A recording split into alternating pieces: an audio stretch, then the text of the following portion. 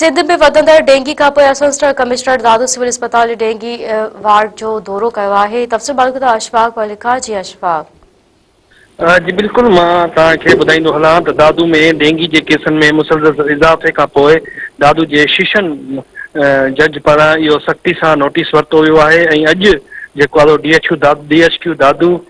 DHQ दादू ऐं ॿियनि अमलदारनि खे जेको आहे सो अॼु जेको आहे दादू जी अदालत तलब करे रिपोर्ट तलब कई हुई। उन खां पोइ असिस्टेंट कमिश्नर आहे समीउल्ला वगण उन दादू DHQ अस्पताल जो दौरो कयो आहे। उन सां गॾु उतां जो MS डॉक्टर अमजद मस्तोई बि पिणु गॾु आहे। उन जो चवणु आहे त जेको डेंगी आहे उहा हिते दादू ज़िले में न आहे, पर जेकी केस जेका हिते अचनि था उहे जेकी माण्हू आहिनि उहे हैदराबाद कराची या ॿियनि इलाइक़नि में जेके उते मज़दूरी कनि था ऐं उहे हिते अचनि था, उन्हनि खे ज़ाहिर थियनि था। असां वटि हिन महिल ताईं 24 माण्हू जेकी आहे सो मुख़्तलिफ़ वार्डनि में दाख़िल हुया ऐं इन खां पोइ 23 माण्हू जेकी आहिनि उहे सिहतियाब थी वापसि हलिया विया आहिनि। हिकिड़ो मरीज़ जेको आहे उहो असां डेंगी जो हिन महिल उते मौजूदु आहे। जी अशफाक, तव्हांजी महिरबानी।